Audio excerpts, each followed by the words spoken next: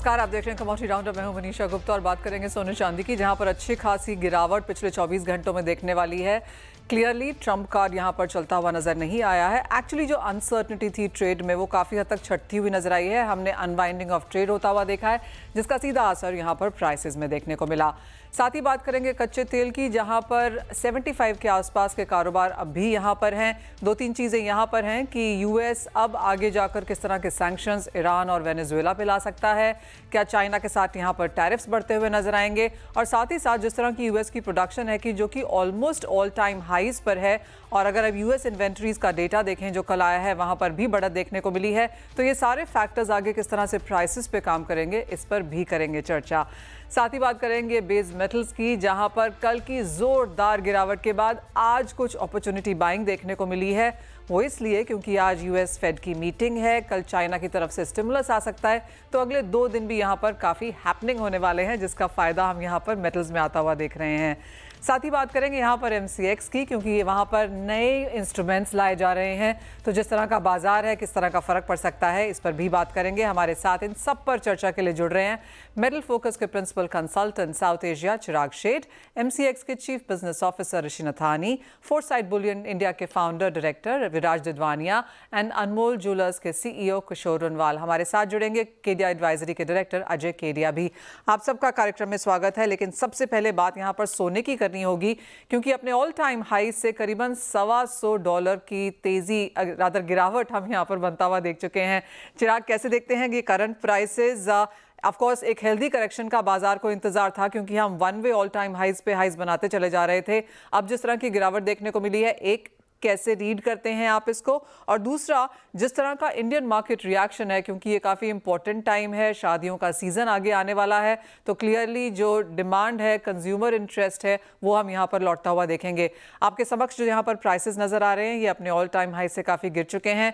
करीब करीब 3,000 रुपये की गिरावट यहाँ पर MCX पे आपकी स्क्रीन पर है। अंतर्राष्ट्रीय बाजारों का आपकी स्क्रीन पर लेके आना चाहेंगे, क्योंकि हमने 2790 का हाई बनते हुए देखा था, और वहाँ से 2660 के लेवल, यानी कि $100 से ज्यादा की गिरावट हम यहां पर दर्ज कर चुके हैं almost in a matter of 10 days. यहां पर चिराग के साथ थोड़ी सी दिक्कत हो रही है जुड़ने में, लेकिन तब तक आप कैसे देखते हैं अजय प्राइसेस को? नमस्कार मनीषा जी।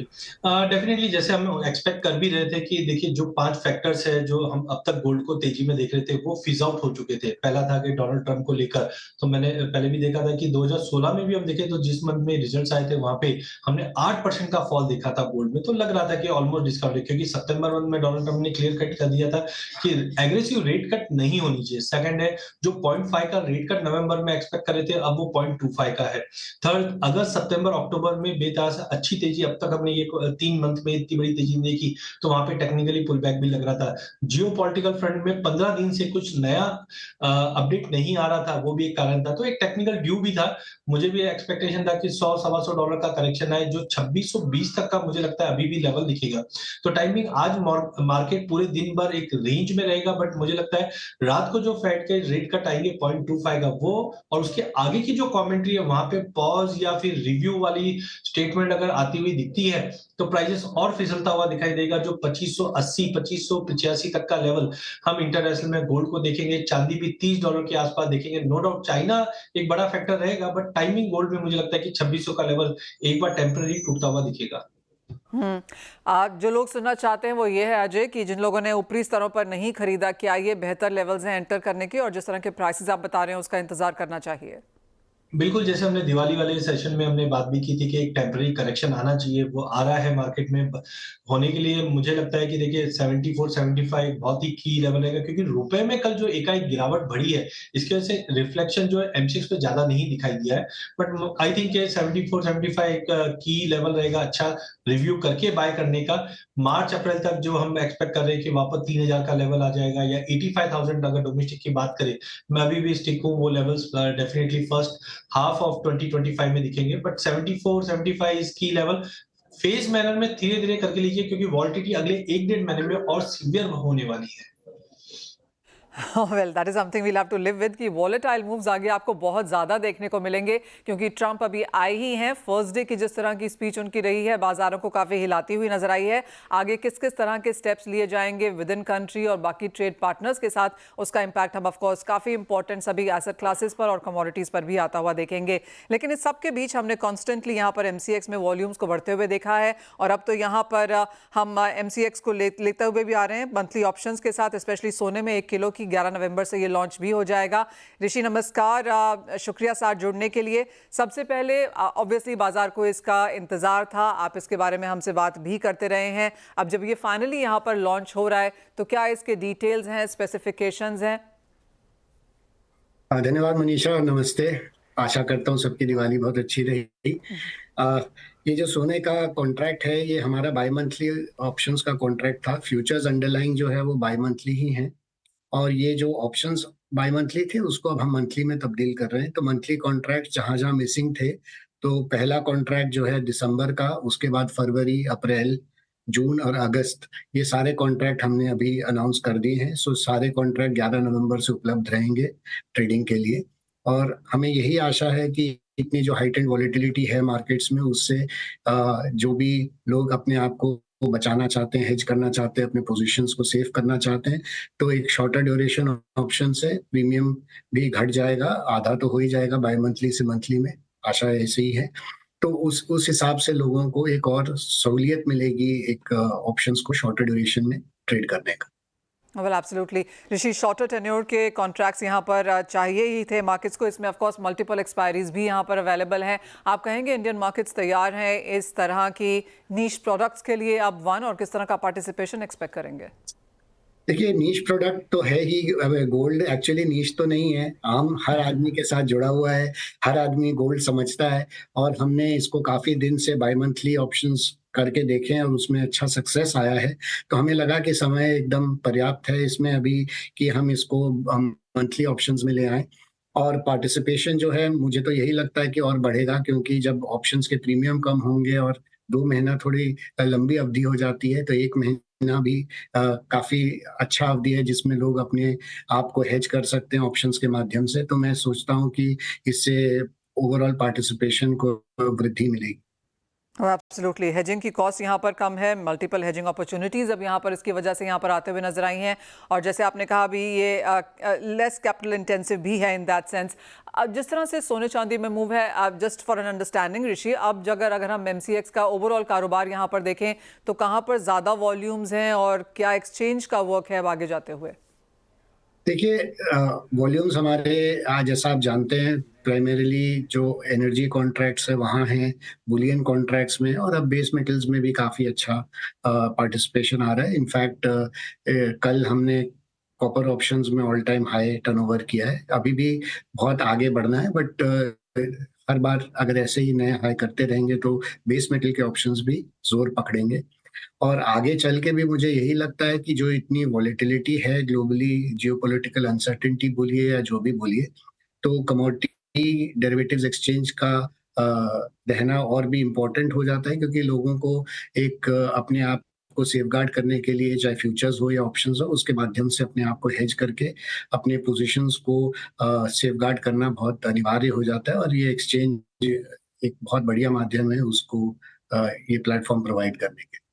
ऋषि, आप ये कह रहे हैं कि अब बाजार को मेटल्स में मंथली ऑप्शंस का नेक्स्ट चीज देखना चाहिए, वॉच आउट रखना चाहिए? मेटल्स में तो ऑलरेडी मंथली ऑप्शंस हैं, तो अभी तो गोल्ड में लाए हैं। अब देखिए आगे और जैसे जैसे और भी प्रोडक्ट्स आएंगे जरूर मार्केट को हम बताएंगे। जैसा और मैं वहां से आपको किस तरह का फीडबैक है जिस तरह से मंथली ऑप्शंस आप लेकर आए हैं वहां पर? नहीं तो मंथली कहाँ पे, गोल्ड में अगर आप कहें तो गोल्ड में मेटल्स में। मेटल्स में फीडबैक अच्छा ही है। इसीलिए तो मैंने कहा कि जैसे मंथली ऑप्शंस कॉपर में कल ऑल टाइम हाई हुआ टर्नओवर, तो ऐसे ही आगे चल के हम यही आशा करते हैं कि मेटल्स में भी ऑप्शंस में पार्टिसिपेशन बढ़ेंगे, फ्यूचर्स में भी बढ़ेंगे। तो ओवरऑल हम अपने जितने भी सेगमेंट्स हैं, चाहे फ्यूचर्स हो, चाहे ऑप्शंस हो, और एनर्जी हो, चाहे बुलियन हो, चाहे बेस मेटल हो, चाहे एग्री हो, सब में ही हम वृद्धि देखना चाहेंगे और उसी के लिए हम चेष्टा में लगे। एक फाइनल सवाल ऋषि, देन आगे अब यहाँ पर और क्या वॉच करने के लिए है? Monthly options, short tenure options की बात हम काफ़ी समय से कर रहे थे, आपने फाइनली उसको भी लाया है। मेटल्स पे आपने कहा कि कॉपर ने ऑल टाइम हाइज भी बनाए हैं in that sense, in sense of volumes. अब आगे क्या है देखने के लिए? जिस तरह से कमोडिटीज़ हैं इन फेवर हैं, आगे जाकर और वॉलेटाइल भी हो सकती हैं। तो जैसे मैं हर बार कहता हूँ कि हमारा पाइपलाइन है, हम काफी प्रोडक्ट्स पे वर्क करते रहते हैं, और जैसे ही हमें रेगुलेटरी अप्रूवल मिलेगा और हमें जैसा ही लगेगा कि ये पर्याप्त समय है मार्केट में इसको लाने के लिए, हम जरूर लाएंगे।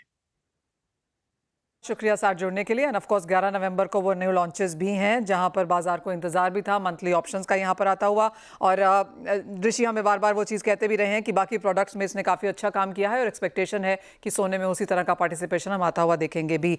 इसी के साथ एक ब्रेक का समय है, जब लौटेंगे तो बात यहाँ पर करेंगे चांदी की, क्योंकि यहाँ पर जिस तरह की वॉलेटाइल मूव्स देखने को मिली हैं बाजार इससे एक्सपेक्ट नहीं कर रहा था। हमने अब $4 की गिरावट यहाँ पर पिछले हफ्ते 10 दिन में बनते हुए देखी है, और जिस तरह से मूव्स फिलहाल भी आते हुए नजर आ रहे हैं, माना ये जा रहा है कि 31 का लेवल टूटता हुआ दिखा है, 30 के आसपास के स्तर फिलहाल हैं। यहाँ पर करें कैसे कारोबार, बताएंगे आपको। तो फोकस यहाँ पर आज सोने चांदी पर ही है और चिराग शेठ हमारे साथ अब जुड़ चुके हैं। चिराग नमस्कार। सबसे पहले तो एक रिएक्शन, जिस तरह से सोने में मुनाफा वसूली आई है, कहाँ तक आप इसे ठहरता हुआ जाते हैं और क्या लॉन्ग टर्म कॉल है अब? देखिए, मार्केट में जब ऐसे जिसे हम कहते हैं कि ब्लैक इवेंट्स ऐसे होते हैं, बड़े इवेंट्स होते हैं, तो हमने देखा है कि सोने और चांदी में वोलेटिलिटी आती है, और ये हम कहते आ रहे हैं कि शायद अगले 1-2 हफ्ते में वोलेटिलिटी बरकरार रहेगी। शायद यहाँ से आपको और थोड़ा बहुत मार्केट में करेक्शन मिलते दिखेगा, क्योंकि मार्केट 3 इंपॉर्टेंट चीज़ों पे फोकस कर रहा है। सबसे पहली चीज़ है कि क्या डोनाल्ड ट्रंप के आने के बाद जो करंट जियोपॉलिटिकल सिचुएशन है वो इम्प्रूव हो जाए, तो वहां से क्या प्रीमियम निकल पाएगा।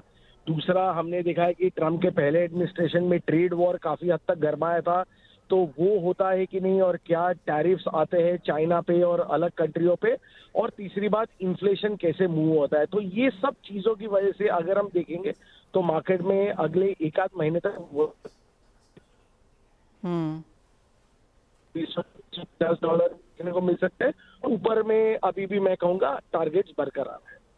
ऑलराइट, यानी कि $3,000 पर आउंस के जो लेवल्स हैं अगले साल के लिए, जो काफ़ी सारे बैंक्स एंड ब्रोकरेजेस ने दिए हैं, आपका खुद का टारगेट शायद 2800 प्लस का था, आप कहेंगे वो बरकरार है यहाँ पर।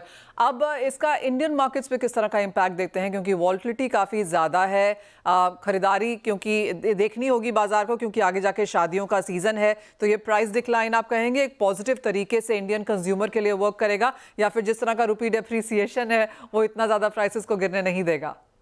अब देखिए मनीषा, हमने देखा है पिछले 2-3 सालों में कि दिवाली आती है, बहुत अच्छी दिवाली जाती है। हमने साल काफी सारे लिस्टेड कंपनीज के भी जो गाइडेंस देखे काफी पॉजिटिव थे, बट दिवाली के बाद हमने देखा है कि मार्केट कोलैप्स हो जाता है। ये एक जो चीज जो फैक्टर अभी हुआ है कि इतना बड़ा जो करेक्शन आया, ये मेरे हिसाब से बहुत ही पॉजिटिव है। इनफैक्ट क्योंकि हम फेस्टिव सीजन में, वेडिंग सीजन में, तो मैं कहूंगा पिछले 2 साल के कंपैरिजन में शायद ये क्वार्टर अच्छा दिखेगा, क्योंकि काफी सारे लोग जो साइडलाइंस में बैठे थे अब उनको यहाँ पे खरीदने का अपॉर्चुनिटी मिलेगा। तो मैं कहूंगा कि 2024 Q4 शायद 2023 और 2022 से थोड़ा बहुत अच्छा हो सकता है। पॉजिटिव चीज़ आपने कही, और ऑफ कोर्स जिस तरह का प्राइस रिएक्शन नीचे की तरफ आता हुआ नजर आया है, उसका पूरा फायदा यहाँ पर सोना उठा सकता है। बहुत शुक्रिया चिराग साथ जुड़ने के लिए। लेकिन चांदी पर अब यहाँ फोकस करेंगे, क्योंकि यहाँ पर जिस तरह के मूव्स हैं वो काफ़ी असमंजस भरे हुए रहे। किशोर जी, सबसे पहले आप प्राइसेस कैसे देखते हैं यहाँ से? मनीषा जी, मेरे को लगता है कि प्राइसेस थोड़ा 1 और 2000 फिजिकल मार्केट्स में डाउन होना चाहिए। समवेयर नियर 88,000 MCX में सिल्वर आना चाहिए। एक और करेक्शन लग रहा है, but this looks very temporary. एक हमेशा जो करेक्शन आता है दिवाली के बाद, and seeing the Trump is come and the rupee is getting strengthen, तो उस वजह से भी ये गिरावट दिखी है। तो आईसी एक 2000 रुपए का कहीं भी एक फॉल दिख रहा है मेरे को। किशोर जी, इसका फायदा क्या आप इंडियन फेस्टिवल मार्केट्स को उठाता हुआ देखते हैं कंज्यूमर्स के तहत? शादियों का बहुत बड़ा सीजन है जो दिसंबर और फरवरी में है, तो it is a very good opportunity. जिसके घर में शादियां हैं उनके लिए तो एक सोने पे सुहागा है, क्योंकि ये काफ़ी 7 to 8% डाउन ऑलरेडी चांदी हो चुकी है। तो for them it is a very good opportunity कि वो अपने शादी के लिए जो भी खरीदी का सोचे हुए हैं, it is a right time, because it may jump back in coming days. और जो अगले साल के लेवल्स हैं जहां पर लोगों को मुझे लगता है लाख सवा लाख फिर से आ सकता है, आप भी कहेंगे लॉन्ग टर्म टारगेट्स इंटैक्ट हैं? आई एम ऑलवेज बुलिश कि चांदी should go up and correction तो आएगा, हर लेवल पे करेक्शन आएगा। इस बार 7 to 8% हो चुका है, नहीं तो 3 to 4% तो एक्सपेक्टेड था कि दिवाली के बाद गिरना चाहिए। लेकिन डोनाल्ड ट्रंप आने से एंड रुपी गेटिंग स्ट्रॉन्गर, इस वजह से 7 to 8% गिरा है। तो we may see little more slide down, but it is a very good opportunity. जिनके घर में शादियां हैं, they should buy gold and silver at this moment. All right, तो ये आपके लिए राय है, चांदी ज़रूर खरीदें यहाँ पर, और सोने में भी सपोर्ट देखने को मिल सकता है। विराज, मुझे याद है पिछली कॉन्वर्सेशन से आपने कहा था 2026-27 में चांदी के प्राइसेस ज़ोरदार गिरेंगे, लेकिन जो ये 6-7% की गिरावट है, आपकी सेंस यहाँ से क्या है? एक नियर टर्म अगर अगले 6-8-10 महीने देखें तो आपको क्या लगता है अब चांदी की क्या रेंज रह सकती है? हाँ, thank you for having me back Manisha ji. तो मैंने जो बोला था, मैंने कहा था कि अगले 3 से 4 साल में चांदी के प्राइसेस में करेक्शन आएगा। वो कब आएगा इज डिफिकल्ट टू से, जी। बट मैं 2 चीज बोलूंगा। बहुत सारे कस्टमर्स ने 92-93,000, they didn't wait for silver to fall to 91,000 खरीद लिया। और जब हम उनसे पूछते हैं कि आगे का आप क्या सोच रहे हो, वो सब सेम ही बोल रहे हैं जैसे किशोर जी बोल रहे हैं। उनको लगता है कि थोड़ा और चांदी गिरेगा and then we will see a lot more buying। पर मुझे लगता है कि मैं अग्री करता हूं उनसे कि अगले शॉर्ट टर्म में हफ्ता 10 दिन 2 वीक्स ट्रम्प क्या बोलेंगे, क्या पॉलिसीज लाएंगे, हमें पता नहीं है। पर जनरली मार्केट को लगता है कि पॉजिटिव होगा, यूएस डॉलर स्ट्रांग होगा, इंडेक्स स्ट्रांग होगा, तो चांदी का भाव थोड़ा नीचे आ सकता है। पर अगले 12 महीने के लिए चांदी का भाव ऊपर ही जाना चाहिए। This is what the universal consensus. तो आपको लगता है हम लाख 10 लाख के आसपास आएंगे अगले 12 महीने में? That's correct. ओके। एंड विराज, किस तरह की बाइंग है और आपको क्या लगता है इस क्वार्टर में कितनी चांदी खप जाएगी भारतीय बाजारों में? पर मनीषा जी बोलना मुश्किल है। मैं आपको पास का नंबर बोल सकता हूँ कि मैंने बहुत सारे अपने कस्टमर्स से बात किया जो रिटेलर्स है, होलसेलर्स है, बुलियन ट्रेडर्स है अक्रॉस द कंट्री, और उनका जनरल कंसेंसस यही था कि दिवाली बहुत अच्छी गई। इनफैक्ट 2-3 लोगों ने बोला कि हमें तो डर था कि दिवाली अच्छा नहीं जाएगा, but Diwali was very good across the board. अभी लोग बोल रहे हैं कि अगले 2-3 महीने में शादी में, क्योंकि चांदी का भाव गिरा है, डिमांड जो उनको लगा था कि दिवाली में कैप हो जाएगा वो वापस आने वाला है। तो ओवरऑल बहुत पॉजिटिव रहना चाहिए ये क्वार्टर। ऑलराइट, एक फाइनल सवाल आपसे भी किशोर, आपको क्या लगता है इस क्वार्टर में कितनी चांदी खपेगी? कोई नंबर्स के साथ आप काम कर रहे हैं? अगर इंडियन बुलियन ज्वेलर्स इब्जा का अगर रिकॉर्ड देखें तो अक्टूबर 1 महीने में 220 टन्स का इंपोर्ट हुआ है, which is the highest in the 2 decades। तो I think it is a record sales. जो दिवाली धनतेरस पे जो सेल्स हुआ है एंड अक्टूबर में जो खपत देख रहे हैं, it was a record sales. November will go slow and coming December will be little slow, but January again we see a good pickup. All right. तो अगले आने वाले 1-2 महीने यहाँ पर थोड़े से स्लो रह सकते हैं। निचले गिरे हुए प्राइसेस का फायदा यहाँ पर कंज्यूमर जरूर उठाएंगे, लेकिन क्योंकि आगे शादियों का सीजन है तो एक सपोर्ट यहाँ पर बरकरार रह सकता है। किशोर जी, विराज, आप दोनों का बहुत शुक्रिया साथ जुड़ने के लिए, चांदी पर अपनी सेंस देने के लिए। जाते जाते आपको बता दें कि अगर आप भी अपना खुद का कारोबार या स्टार्टअप शुरू करना चाहते हैं तो शायद इससे बेहतर कोई समय नहीं है। FNO गुरुकुल, मार्केट गुरुकुल और कमोडिटी गुरुकुल की धमाकेदार सफलता के बाद हम आपके लिए लेकर आ रहे हैं स्टार्टअप गुरुकुल, जहां भारतीय स्टार्टअप आपके इकोसिस्टम में अपना नाम बना चुके एंटरप्रेन्योर्स और वेंचर निवेशक आपको अपने अनुभव के जरिए समझाएंगे कि कैसा भारत में आप अपना खुद का कारोबार शुरू कर सकते हैं, एक आइडिया को कैसे एक सफल स्टार्टअप का रूप दें और कैसे आप अपने कारोबार को निवेशक, अपने पार्टनर और इकोसिस्टम के दूसरे स्टेक होल्डर्स के सामने पेश करें। कारोबार के शुरुआती दिनों में पूंजी कहां से लाएं, बाजार के प्रोडक्ट्स को लॉन्च करने के लिए पहले किस तरह की तैयारी की ज़रूरत है। अगर आपको अपने स्टार्टअप का सपना साकार करना है तो इस लिंक पर रजिस्टर ज़रूर करें।